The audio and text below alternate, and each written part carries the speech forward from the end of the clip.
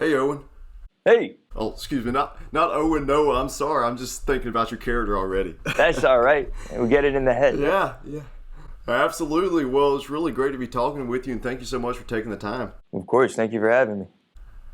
For sure. And, your character, Owen, he's what I would describe as a well put together mess. He's extremely intelligent and gifted, but he's got all the general anxieties that come along with being in his 20s. And on top of that, he always seems to stretch himself a bit too thin and is always flying by the seat of his pants. And I just want to say that I felt really seen with your character. I'm 23 years old, fresh out of college, still trying to figure life out. But generally, I wanted to ask if you found yourself identifying with any particular traits from Owen's character. Absolutely. I mean, Owen is at his heart, wants to do the best he can possibly do. He has insecurities, but he hides them with a sense of bravado, and I think that's always an engaging character trait to play and pull off.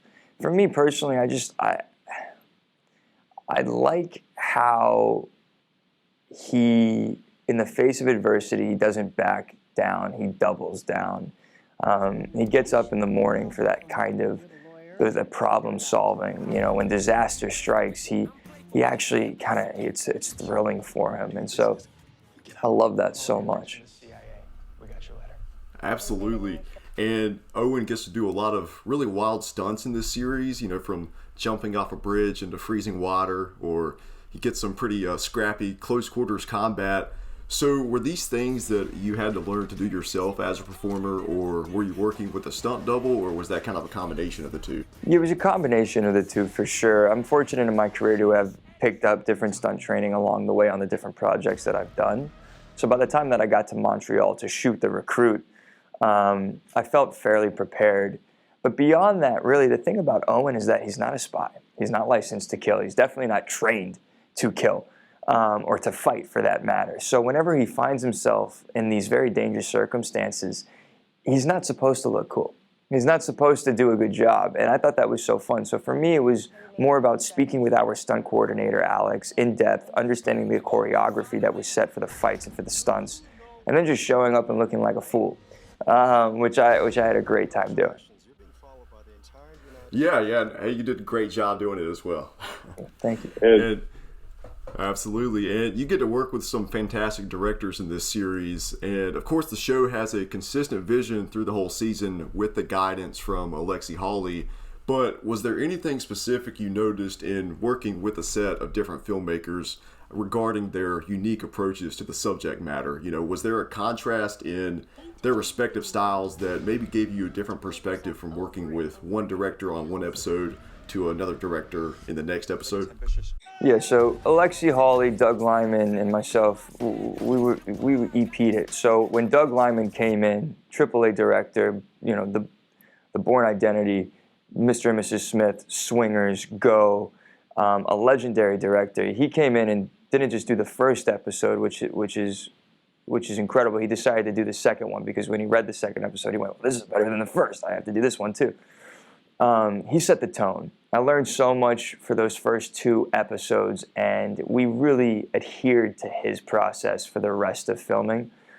He set the bar, he set the infrastructure, the blueprint that was to be followed.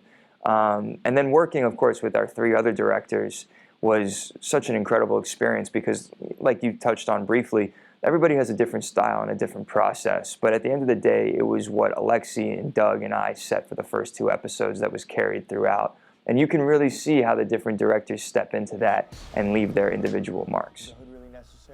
No. Absolutely, yeah. As soon as I saw that Doug Liman was attached, I was immediately hooked. He's one of my favorite filmmakers, as you mentioned. His work on the Bourne franchise, all of that definitely drew me in. And before we wrap up, one quick question.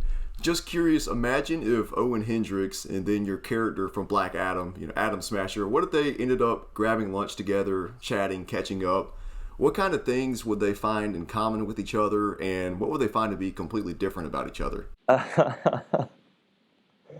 That's really funny. I think they come from different classes. They both have a pretty lackadaisical nature about them, a pretty can-do attitude. I get big. That's what I do. And I think that Owen's definitely a bit smarter. I mean, he passed the bar for God's sake. So that's really funny, though. I would love to see that. I would love to see that conversation take place. That lunch. Yeah. Yeah, for sure. I mean, hey, talk to the studio, see what you can do about it. So. Well, I'm here for a combination of Warner Brothers and Netflix. Let's make it happen.